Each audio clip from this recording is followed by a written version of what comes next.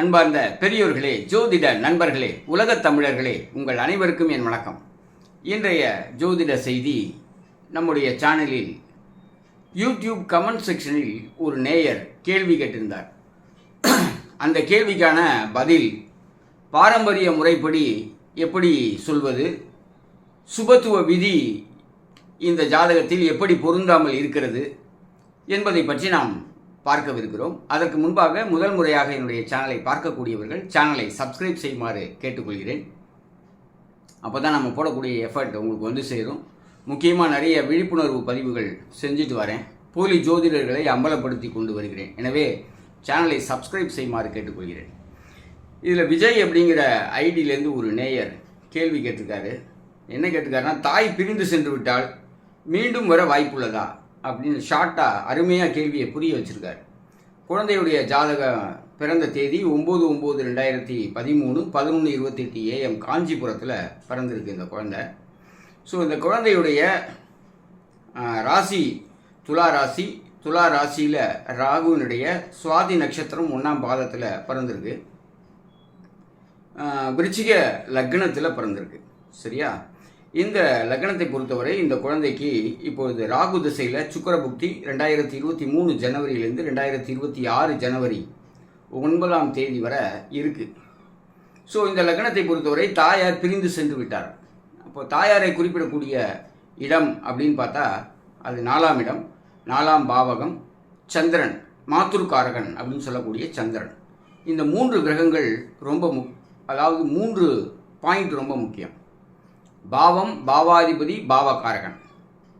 இந்த ஜாதகம் விருச்சிக லக்னம். லக்னாதிபதி செவ்வாய் முதல்ல பாக்கியஸ்தானத்தில் நீசம் ஆகியிருக்கார். வேறு கிரகங்களுடைய ஆஸ்பெக்டோ கன்ஜங்ஷனோ இல்லை. 13 டிகிரியில் இருக்கார் செவ்வாய். 13 டிகிரி என்பது பூச நட்சத்திரம், சனியுடைய சாரத்தில் இருக்கார். சனி 12ஆம் இடத்துல இருக்கார். எக்ஸாக்டாக 15 டிகிரியில் இருக்கார். 13 டிகிரியில் இருக்கார் செவ்வாய். சனி பார்த்தீங்கன்னா செவ்வாயினுடைய பார்வை சனிக்கு கிடைக்கிறது. லக்னம் 10 டிகிரியில் இருக்குது. ரொம்ப முக்கியம். ஸோ லக்னாதிபதி செவ்வாய் பாக்கிய ஸ்தானத்தில் நீசம் பெற்றிருக்கக்கூடிய அமைப்பு பாக்கிய குறைவுகளை ஏற்படுத்தும். சரியா? First point. 2வது பாயிண்ட்டு, 4ஆம் பாவாதிபதி யார்? சனி.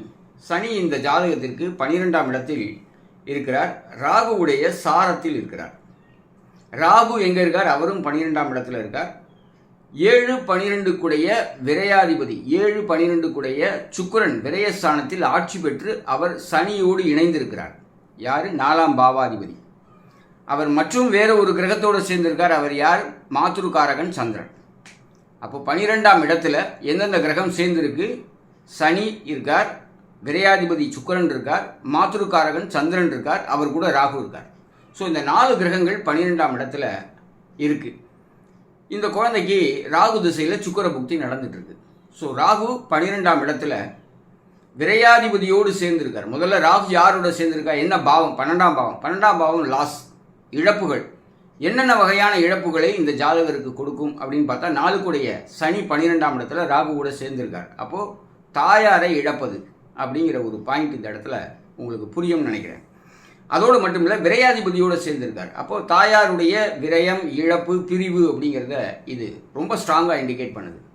அதோடு மட்டும் இல்லை, தாயாரைத்தான் பிரிவாரா அப்படின்னா தாயாருக்கு காரகம் வைக்கக்கூடிய சந்திரனோடு இணைந்திருக்கிறார். அப்போ எக்ஸாக்டாக இந்த பராசரி முறைப்படி இந்த குழந்தை தாயாரை பிரிந்திருக்கிறது அப்படிங்கிற ஒரு விஷயத்தை நாம் புரிஞ்சுக்க முடியும். சரியா? அப்போது இந்த குழந்தைக்கு ராகு திசையிலேயே சுக்கிர புக்தி நடந்துட்டு இருக்கு. ராகு 14 டிகிரி சுயசாரத்தில் இருக்கார். சுக்கிரன் செவ்வாயுடைய சாரத்தில் இருக்கார். 2 கிரகங்களும் 13 டிகிரியில் இணைஞ்சிருக்காங்க. ஸோ இந்த பராசரி முறைப்படி 12ஆம் இடம் என்பது இழப்பு. தாயாருடைய சாணாதிபதி, விரையாதிபதி, மாத்துருக்காரகன் சந்திரனோடு இணைந்து இந்த தசாபுக்தியில் தாயாருடைய பிரிவை சுட்டி காட்டுகிறது. பாக்கியஸ்தானத்தில் செவ்வாய் நீசம் பெற்று லக்னாதிபதி பாக்கியஸ்தானத்தில் நீசமாகி இருக்கிறார். பாக்கிய குறைவு. இப்போ தாயாரால் கிடைக்கக்கூடிய அனுசரணை, ஆதரவு, போஷாக்கு, வளர்ப்பு போன்றவையெல்லாம் கிடைக்காமல் போவதற்கு இது ஒரு காரணம். சரி, இது பாரம்பரிய முறைப்படி. அடுத்தது நம்முடைய சுபத்துவ அபத்துவ கோட்பாடுகளை பார்ப்போமேயானால், இந்த லக்னாதிபதி வளர்பிறை சந்திரனோட வீட்டில் இருக்கார், சுபத்துவமாக இருக்கார், நீசமாக இருக்கார், ஆனால் சுபத்துவமாக இருக்கார். சரியா? அந்த சுபத்துவம் பெற்ற செவ்வாய் 4ஆம் பாவாதிபதி சனியை 4ஆம் பார்வையாக பார்க்கிறார். 4ஆம் பாவாதிபதி சனி 12ஆம் இடத்தில் சுப கிரகங்களான சுக்கிரன் வளர்பிறை சந்திரனோடு இணைந்து மற்றொரு சுப கிரகமான குருவுடைய 5ஆம் பார்வையை பெறுகிறது. அப்போ இந்த 12ஆம் இடம் என்பது மிகுந்த சுபத்துவம் வாய்ந்ததாக கருதப்படுகிறது. எந்த அடிப்படையில்? சுபத்துவ அபத்துவ அந்த கோட்பாடின் அடிப்படையில் பார்த்தீங்கன்னா பாருங்க, ராகு யாரோடலாம் சேர்ந்திருக்கார்? சுக்கிரன், சந்திரன், வளர்பிறை சந்திரன், சுபகிரகமான முழு முதற் சுபகிரகமான குருவுடைய பார்வையை பெற்று ராகு மிகுந்த சுபத்துவமாக இருக்கிறார். உச்சம் பெற்ற சனியோடு இருக்கிறார். சனி சுக்கிரனுடைய வீட்டில் சுபத்துவமாக இருக்கிறார். சனி சுக்கிரன் சந்திரனோடு இணைந்திருக்கிறார். அப்போது ராகுவுடைய தசை நடக்கிறது. அப்போ இந்த குழந்தைக்கு என்ன நடந்திருக்கணும்? தாயாரால் பிரிவு ஏற்படக்கூடாது. அயன சயன போகம் அப்படிங்கிறது இந்த குழந்தைக்கு, போகம் அப்படிங்கிறத விட்டுருங்க, இந்த வயசு சின்ன வயசு. அயனம் சயனம், அயனத்தை எடுத்துக்கோங்க, சயனத்தை எடுத்துக்கோங்க, அயனம் விட்டுருங்க. அலைச்சல் குழந்தைகளுக்கு கிடையாது, போகமும் குழந்தைகளுக்கு கிடையாது. இந்த இடத்துல போகம் அப்படிங்கிறது நரிஷ்மெண்ட் அப்படின்னு நம்ம எடுத்துக்கலாம். குழந்தைக்கு கிடைக்கக்கூடிய சப்போர்ட் அப்படிங்கிறதுலாம் தூக்கம், நல்ல விதமான உறைவிடம் ஆகியவற்றையெல்லாம் குறிப்பிடக்கூடியது இந்த 12ஆம் இடம். அங்கு சுபத்துவமாக இருக்கக்கூடிய ராகு சுபகிரகமான சுக்கிரனுடைய புக்தியில் ஏன் தாயை பிரித்தது அப்படிங்கிறது சுபத்துவ அடிப்படையில் பிரிச்சிருக்கக்கூடாது. தாயோடு இந்த குழந்தை நன்றாக இருக்க வேண்டும். ஏன்? 3 கிரகங்கள் சுப கிரகங்களுடைய இணைவு ராகுக்கு இருக்கு. 4ஆம் பாவாதிபதி சுக்கிரன் சுப கிரகத்தோடு இணைந்திருக்கிறார், வளர்பிறை சந்திரனோடு இணைந்திருக்கிறார், குருவுடைய பார்வையை பெறுகிறார். அப்போ மிகுந்த சுபத்துவமாக இருக்கக்கூடிய இந்த ராகு திசையினுடைய சுக்கிர புக்தி குழந்தையை தாயிடமிருந்து பிரித்திருப்பது என்பது சுபத்துவ கோட்பாடு மண்ணை கவ்வி இருக்கிறது என்பதை தெளிவுபடுத்துகிறது. அப்படிங்கிறதுதான் இந்த இடத்துல நம்ம பார்க்கக்கூடிய விஷயம். அதோடு மட்டுமல்ல, நாம் முக்கியமாக D12 சார்ட் பார்ப்போம். துவாதசாம்சம் பராசரி அடிப்படையில் துவாதசாம்சம்ங்கிறது முக்கியமான கட்டம். அந்த ஜாதகம் ஸ்க்ரீனில் வருது. இந்த குழந்தையுடைய துவாதசாம்ச லக்னம் மீன லக்னம், லக்னத்தின் அதிபதி குரு 12, 12 கூடிய சனி லக்னத்தில். அப்போ லாஸ் ஆஃப் பேரண்ட், யாரோ ஒரு பேரண்ட்டை இந்த குழந்தை இழக்கும். அதான் இண்டிகேஷன். யாரை இழக்கும்? தாயை இழக்குமா, தகப்பனை இழக்குமா? அப்போது இந்த இடத்துல பார்த்தீங்கன்னா இந்த குழந்தைக்கு ராகுவுடைய தசையில் சுக்கிரனுடைய புக்தி நடந்துட்டுருக்கு. ஸோ ராகு 2ஆம் இடத்துல குடும்பஸ்தானத்தில் இருக்கார். வேறு எந்த கிரகங்களுடைய ஆஸ்பெக்டோ கன்ஜங்ஷனோ கிடையாது. சுபகிரக பார்வை இதெல்லாம் இல்லை. அதே சமயத்தில் ராகு 2ஆம் இடத்துல பகை வீட்டில் இருக்கார். முக்கியமாக பார்க்க வேண்டிய விஷயம்.